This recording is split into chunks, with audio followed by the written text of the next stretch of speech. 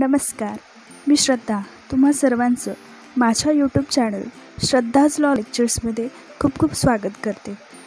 तर आजचं लेक्चर एंडपर्यंत बघा आणि चॅनलला सबस्क्राईब केलं नसेल तर फटाफट सबस्क्राईब करा.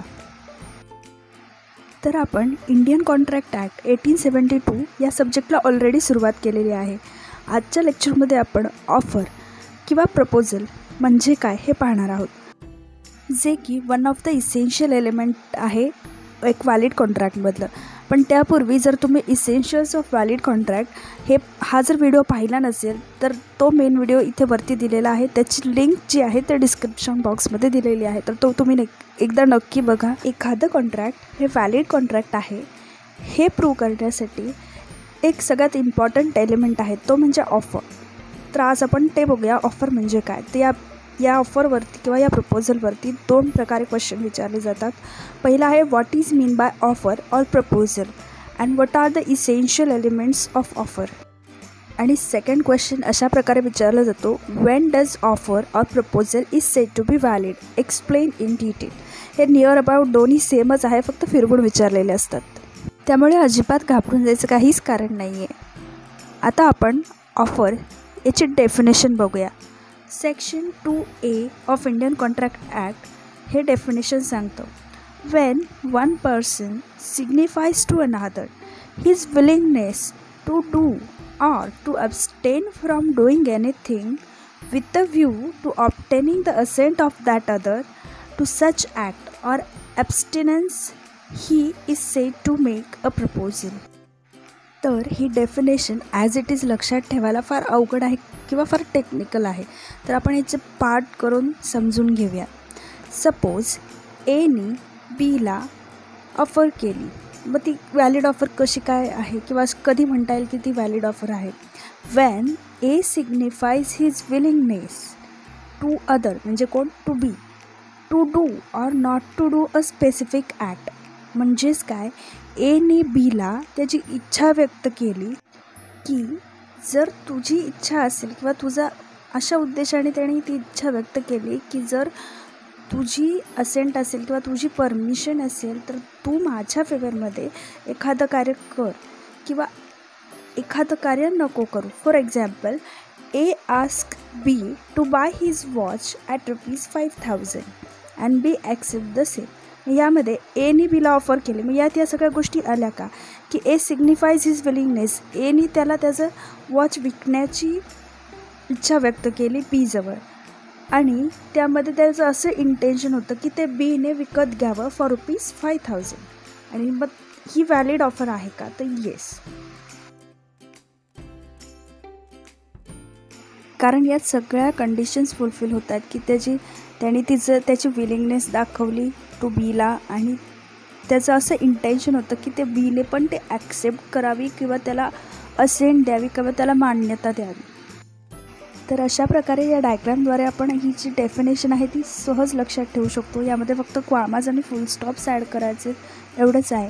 आणि ही डायग्राम तुम्ही ॲज इट इज एक्झाममध्ये जरी लिहिलीत किंवा काढलीत तरी त्या चेकरवरती एक वेगळं इम्प्रेशन पडेल आणि हे तुम्हाला चांगले मार्क्स स्कोर करून देईल.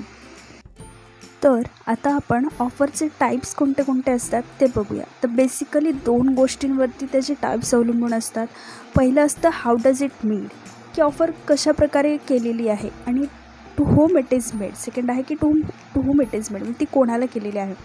तर पहिल्या पार्टमध्ये एक्सप्रेस ऑफर येतं आणि इम्प्लाइड ऑफर येतं. तर एक्सप्रेस ऑफर म्हणजे काय की जी रिटर्न असते किंवा ओरल असते, एक्सप्रेसली तिथं दाखवले. समजा आपण जाहिराती लिहितो किंवा आपण जाहिराती छापतो, ही झाली रिटर्न ऑफर.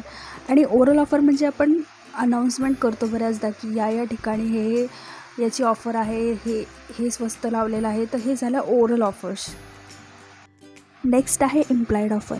इथे काय असतं की कंडक्ट ऑफ द पार्टी, म्हणजे इथे कोणत्याही प्रकारचं रिटर्न नसतं, ओरल नसतं, पण त्या पार्टीजच्या कृतीमधून असं दिसून येतं की तिथं ऑफर आहे. समजा आपण एखाद्या रेस्टॉरंटमध्ये जातो किंवा आपण एखाद्या हॉस्पिटलमध्ये जातो, तर तिथं गेल्यानंतर आपण असं म्हणतो का की तुमच्याकडे जेवण मिळतं का किंवा तुमच्याकडे पेशंटला ट्रीट केलं जातं का. जसं की त्यांनी ते रेस्टॉरंट ओपन केलं किंवा ते रेस्टॉरंट टाकले म्हणल्यावरती साहजिकच आहे किंवा ऑब्वियस आहे ही गोष्ट की त्यांनी ती ऑफर केलेली आहे की पब्लिक ॲट लार्जला ऑफर असते की आमच्याकडे रेस्टॉरंट चालू आहे, तुम्ही या. इनडायरेक्टली किंवा बाय कंडक्ट किंवा कृतीतून ते ऑफर दाखवतात. ही आहे इम्प्लाइड ऑफर. आणि नेक्स्ट क्लासिफिकेशन आहे ते असतं की to whom it is made, ते कोणाला केलेली आहे त्याच्यावरती. त्यामध्ये 2 प्रकार येतात. एक येतं जनरल ऑफर आणि एक येतं स्पेसिफिक ऑफर. तर जनरल ऑफर म्हणजे काय, ती होल वर्ल्डला असते किंवा पब्लिक ॲट लार्जला ही ऑफर केलेली असते. आणि सेकंड आहे स्पेसिफिक ऑफर. हे एक आपण एक्झाम्पलमधून समजून घेऊया. समजा आपण एखादं व्यक्ती हरवल्याची जाहिरात पेपरमध्ये देतो, मग ती ऑफर असते कोणाला असते, जो कोणी तो पेपर वाचेल त्याला ती ऑफर असते. पब्लिक ॲट लार्ज की ज्याने कोणी हा पेपर वाचला आहे आणि त्याला ती व्यक्ती सापडली आहे, तो ती ऑफर ॲक्सेप्ट करू शकतो. पण समजा तेच आपण त्या व्यक्ती हरवली अशी कंप्लेंट एखाद्या डिटेक्टिव्ह कंपनीकडे जाऊन किंवा डिटेक्टिव्ह एजन्सीकडे जाऊन आपण त्या लोकांना ती कंप्लेंट दिली की आमची अशी अशी व्यक्ती हरवली आहे आणि ती तुम्ही शोधून द्या, तर ती ऑफर फक्त त्या स्पेसिफिक डिटेक्टिव्ह एजन्सीसाठीच लिमिटेड असेल. तिथं दुसरा कोणी येऊन ती ॲक्सेप्ट करू शकत नाही. ती स्पेसिफिक लोकांसाठी आहे. आणि इकडे जनरल आपण पेपर आउट केलं की ते सगळ्या पब्लिक ॲट लार्जसाठी आहे. तर आता आपण essential elements of valid offer पाहूया. तर पहिलं आहे intention to create legal relationship. जर तुम्ही एखाद्या व्यक्तीला ऑफर देताय तर तिथं तुमचं असं इंटेन्शन असलं पाहिजे की त्या व्यक्तीबरोबर तुमचं एक लीगल रिलेशनशिप क्रिएट होईल, अशी तुमची इच्छा असली पाहिजे. जसं की आपण एखाद्याला प्रॉमिस करतो की आज आपण वॉकसाठी जाऊया किंवा आपण इकडे जाऊया, आपण तिकडे जाऊया. ह्या जे प्रॉमिस झाल्या in case of social engagement, म्हणजे इथं फक्त आपण सोशली एकत्र येण्याचं ठरवतो. इथं कुठल्याही प्रकारचं इंटेन्शन नाही आहे की एकमेकांना लिगली बाउंड करायचं. समजा की एखाद्याला आपण डिनरसाठी बोलवलं आणि ते व्यक्ती आला नाही, तर आपण त्याच्या अगेन्स्ट केस करू शकत नाही. तर हे आहे इंटेन्शन टू बाउंड लिगली. तर याच्यावरती एक मोस्ट इम्पॉर्टंट केस लॉ आहे, केस स्टडी आहे. हा खूप जुना आहे पण खूप सहज आणि सोप्या शब्दांमध्ये समजून घेता येईल.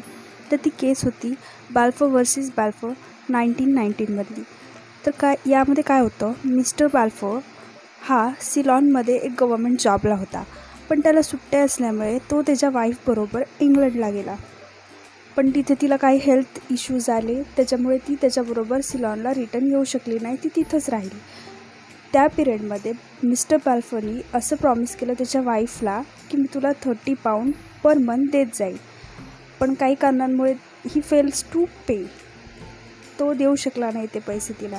आणि मग तिने काय केलं, कोर्टामध्ये केस केली याच्या अगेन्स्ट, हजबंडच्या अगेन्स्ट, की त्याने असं प्रॉमिस केलं होतं आणि त्याने ते फॉलो केलेलं नाही आहे, त्याने ते ब्रीच केलं आहे किंवा ते तोडलं आहे प्रॉमिस, म्हणून त्याच्या अगेन्स्ट त्याला पनिशमेंट झाली पाहिजे किंवा मला काय मेंटेनन्स असेल किंवा काय असेल ती रेमेडी मला मिळाली पाहिजे.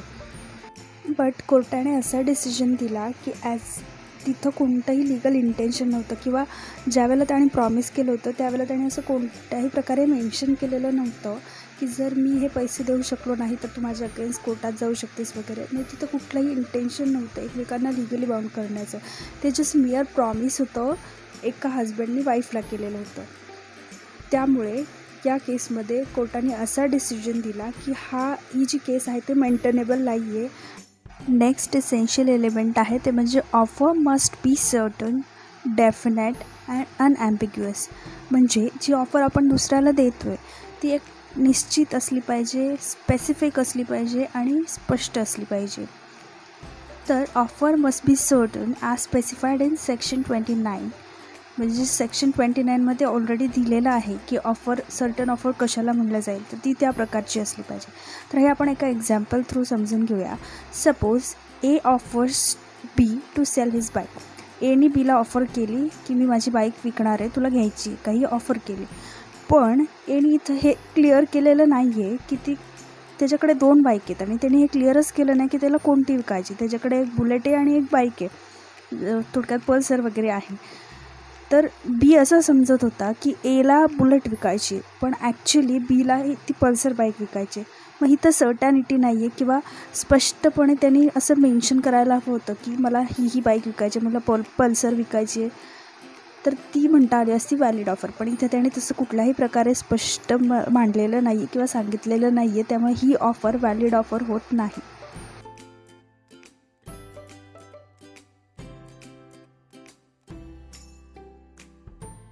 तर तिसरं इसेन्शियल एलिमेंट आहे ऑफरचं, ते असं की ऑफर मस्ट बी कम्युनिकेटेड. हे ऑब्वियस आहे.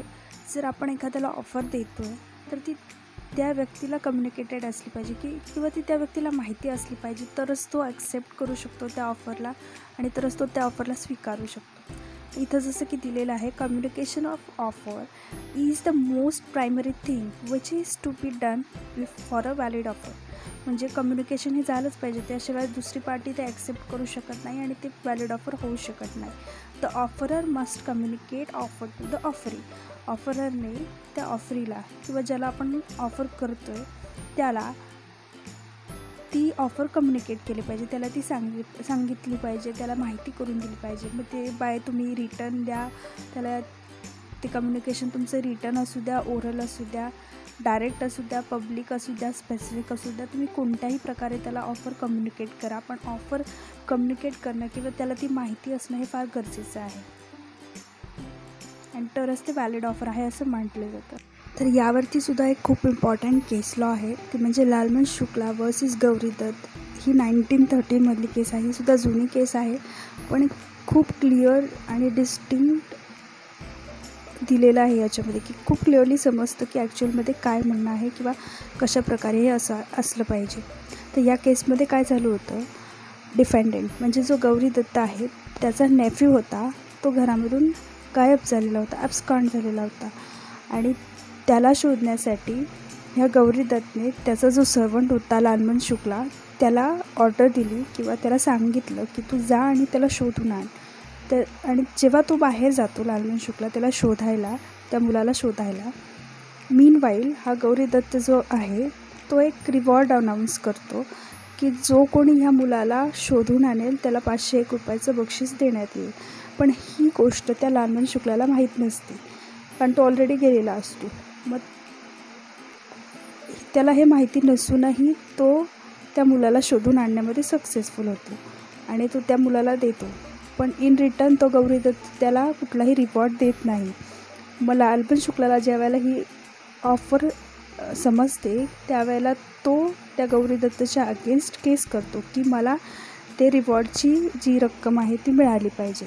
पण इथे कोर्टाने असं हेल्ड केलं किंवा असा डिसिजन दिला होता की या केसमध्ये लालमन शुक्लाला ह्या ऑफरबद्दल माहिती नव्हती, त्यामुळे त्याने तिथं कुठलंही कम्युनिकेशन ऑफ ऑफर नव्हतं या लालमन शुक्लाला, त्यामुळे त्याला ही जी रिवॉर्डची रक्कम आहे ती भेटू शकत नाही.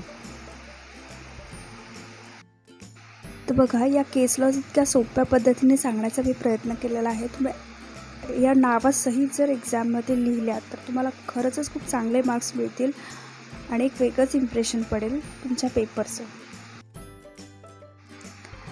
नेक्स्ट इसेन्शियल एलिमेंट आहे ते म्हणजे an invitation to offer is not a offer. म्हणजे फक्त इन्व्हाइट करायचं ऑफर द्यायला हे आणि ऑफर हे वेगवेगळं आहे, हे लक्षात घेतलं पाहिजे. फक्त इन्व्हिटेशन टू ऑफर ही ऑफर ग्राह्य धरली जात नाही. जसं की sometimes a person may not offer to sell his goods but make some statement or give some information with a view inviting others to make offers on that basis. जे आपण दुकानं वगैरे बघतो, बाहेर लावलेली दुकानांमध्ये वस्तू लावलेल्या असतात, त्याच्यावरती प्राईस टॅग असतात, तर ते डायरेक्ट ऑफर करतात का? तर ते ऑफर नसते, तर ती माहिती दिलेली असते त्या वस्तूची किंमत दिलेली असते, त्या वस्तूचं वेट दिलेलं असतं. तर ती फक्त एक इन्फॉर्मेशन देण्याचं काम केलेलं असतं. तिथं ॲक्च्युअल ऑफर नसते, तर तिथे इन्व्हाइट केलेलं असतं लोकांना की आमच्याकडे या वस्तू तुम्हाला मिळतील, तर तुम्ही या आणि यातलं तुम्हाला काय पाहिजे ते तुम्ही ऑफर करा किंवा तुम्ही आम्हाला सांगा आणि मग आम्ही ते ट्रीट करू किंवा मग आम्ही ते फॉलो करू. तर हे इन्व्हिटेशन असेल तर ऑफर नसते, डायरेक्ट ऑफर नसते, ते फक्त एक इन्व्हिटेशन टू ऑफर असते. तर इथे एक्झाम्पल दिलेलं आहे, जसं की वस्तू डिस्प्ले केलेल्या असतात किंवा दुसरं एक असतं ते म्हणजे कॅटलॉग्स देतात बऱ्याच ठिकाणी, ज्यामध्ये त्या वस्तूचे डिस्क्रिप्शन्स मेन्शन केलेले असतात की त्याची प्राईस दिलेली असते. व हे सुद्धा हे जे कॅटलॉग्स असतात ते पण काय असतात की ते फक्त इन्फॉर्मेशन देण्यासाठी दिलेले असतात. ते फक्त इन्व्हिटेशन असतं, फक्त आणि फक्त इन्व्हिटेशन असतं. ते कॅटलॉग्स आपण एखाद्या व्यक्तीला दिल्यानंतर ती व्यक्ती त्यातून चूज करते किंवा ते सगळं बघते आणि मग त्यातली एक स्पेसिफिक ऑफर चूज करते. त्यातली एक स्पेसिफिक माहितीनुसार ती वस्तू विकत घेण्याचे त्याच्या मनात येतं मग ती ऑफर टेक प्लेस करते. तोवर ते इन्व्हिटेशन टू ऑफरच असते. तर नेक्स्ट आहे ऑफर कॅन बी एक्सप्रेस और इम्प्लाइड. हे आत्ता मगाशीच आपण डिस्कस केलेलं आहे टाईप्स ऑफ ऑफरमध्ये, की ऑफर एक्सप्रेस असू शकते म्हणजे ती रिटर्न असू शकते किंवा ओरल असू शकते, आणि दुसरं म्हणजे ती इम्प्लाइड ऑफरसुद्धा असू शकते. तर इम्प्लाइड म्हणजे काय, एखादं हॉस्पिटलमध्ये एखादं हॉस्पिटल असतं किंवा रेस्टॉरंट असते, तर ते इम्प्लाइड ऑफर असते की त्यांनी ते सुरू केलं किंवा ते सर्व्हिसेस ते देत आहेत म्हटल्यानंतर तिथं ती ऑफर असते की तुम्ही आमच्याकडे या आणि ती ऑफर ॲक्सेप्ट करा. तर ही असते इम्प्लाइड ऑफर. नेक्स्ट आहे स्पेसिफिक ऑफर किंवा जनरल ऑफर. त्याचं पण आपण मगाशीच पाहिलेलं आहे. स्पेसिफिक ऑफर म्हणजे एखाद्या ठराविक व्यक्तींना किंवा ग्रुप ऑफ पीपल, ठराविक समूहाला ती ऑफर दिलेली असते. आणि जनरल ऑफर म्हणजे world at large, public at लार्जला ती ऑफर दिलेली असते, म्हणजे सगळ्या लोकांना ती ऑफर दिलेली असते. ते जनरल ऑफर. आणि स्पेसिफिक म्हणजे एका ठराविक ग्रुप ऑफ पीपलला दिलेली असते, ती स्पेसिफिक ऑफर. तर नेक्स्ट इसेन्शियल व्हॅलिड ऑफर्स आहेत ते म्हणजे there should not be mere declaration of intention to make offer. म्हणजे तिथं फक्त डिक्लरेशन, ऑफर बनवायचं डिक्लरेशन किंवा ऑफर करायचं डिक्लरेशन नसावं. तर हे आपण केस लॉबद्दल समजून घेऊया. हॅरिस वर्सेस निकर्सन 1873ची ही जी केस आहे त्यामध्ये काय झालं, तर डिफेंडेंट निकर्सन जो आहे त्यांनी एक ऑक्शन, सेल बाय ऑक्शन ठरवलं होतं किंवा ऑक्शन ठरवलं होतं एका प्रॉपर्टीचं सेल करण्यासाठी. आणि त्यासाठी तो प्लॅन्टिफ जो आहे त्या ऑक्शनच्या प्लेसवरती ट्रॅव्हल करून आला. पण तिथे आल्यावरती त्याला असं समजलं की ते ऑक्शन कॅन्सल झालेलं आहे. आणि मग तो काय करतो, हॅरिसच्या अगेन्स्ट किंवा निकर्सनच्या अगेन्स्ट केस करतो की त्यांनी माझ्या ट्रॅव्हलिंगचे जो काही खर्च आहे तो त्यांनी मला द्यावा. पण इथे कोर्टाने असं सांगितलेलं आहे की इथं फक्त इंटेन्शन आहे, ऑफर करायचं इंटेन्शन आहे, ॲक्च्युअल कुठल्याही प्रकारची ऑफर नाही आहे. त्यामुळे याच्यामध्ये तो लिगली बाउंड होत नाही किंवा त्या दोन्ही पार्टीजमध्ये कुठल्याही प्रकारचं कॉन्ट्रॅक्ट तयार होत नाही. त्यामुळे ते एकमेकांना लिगली बाउंडही करत नाही. आणि त्यामुळे तो जो डिफेंडंट आहे निकर्सन, तो ह्या ट्रॅव्हलिंगचे पैसे देण्यासाठी किंवा भरपाई देण्यासाठी लायबल नाही आहे. तर नेक्स्ट इम्पॉर्टंट इसेन्शियल आहे किंवा असं म्हणतात की an offer may be a conditional. ती ऑफर ही कंडिशनल ऑफरसुद्धा असू शकते. जसं की an offer can be made subject to a condition. समजा एखादी ऑफर एखाद्या कंडिशनवरतीच डिपेंडिंग असेल, तर in that case it can be accepted only to that condition. म्हणजे ती कंडिशन जर तुम्हाला मान्य असेल तरच ती ऑफर व्हॅलिड ऑफर आहे असं मानलं जातं. अँड इफ आणि अशा कंडिशनल ऑफरमध्ये जर तुम्हाला ती कंडिशनच मान्य नसेल तर ते ऑफर गृहीत धरण्याचं किंवा ते ऑफर व्हॅलिड होण्याचं काही प्रश्नच येत नाही. हे आपण एका केसमधून समजून घेऊया. तर Thompson versus LM&S railway company या केसमध्ये काय झालं, तर थॉम्सन जो ज्याला वाचता येत नाही, तर त्याने एक तिकीट घेतलं रेल्वेचं. आणि त्या तिकिटाच्या फ्रंट बाजूला असं लिहिलेलं होतं की कंडिशन्स बघण्यासाठी तिकिटाची मागची साईड बघा किंवा बॅक साईड बघा. तर त्यामध्ये वन ऑफ द कंडिशन अशी होती की जर तुम्हाला पर्सनल इंजुरी झाली कुठल्याही पॅसेंजरला तर त्यासाठी रेल्वे जबाबदार राहणार नाही. आणि प्रवास करत असताना त्या थॉम्सनला इंजुरी होते, ॲक्सिडेंटमध्ये एक इंजुरी होती, रेल्वे ॲक्सिडेंटमध्ये त्याला इंजुरी होती. आणि तो जातो कोर्टामध्ये क्लेम करतो ह्या रेल्वे कंपनीच्या अगेन्स्ट. पण तिथे असं हेल्ड करतात किंवा असं सांगतात की त्या कंडिशनमुळे हा जो थॉम्सन आहे तो बांधला गेलेला आहे आणि तिथे ऑलरेडी मेन्शन केलेलं होतं तसं. त्यामुळे ह्याला कुठल्याही प्रकारचा रिवॉर्ड किंवा कुठल्याही प्रकारचे डॅमेजेस त्या कंपनीकडून क्लेम करता येणार नाहीत. तर हे होतं आजचं lecture. This is all about offer and proposal, how it is, what are the kinds of offers, how it can be communicated, what are the essential conditions of valid offer. हे सगळं आपण आजच्या लेक्चरमध्ये पाहिलेलं. अँड आय होप ते तुम्हाला सगळ्यांना समजलेलंच आहे. जर काही समजलं नसेल किंवा काय तुमच्या इश्यूज असतील किंवा काय तुमचे रिव्ह्यूज असतील तर ते तुम्ही मला कमेंट बॉक्समध्ये शेअर करू शकता. आपण ते ट्रीट करूया किंवा आपण त्यावरती बोलू शकतो किंवा आपण कम्युनिकेट करू शकतो. तर अजूनही चॅनलला सबस्क्राईब केलं नसेल तर फटाफट चॅनलला सबस्क्राईब करा आणि असेच नवीन नवीन व्हिडिओज येतच राहतील. सो प्लीज लवकरात लवकर चॅनलला सबस्क्राईब करा.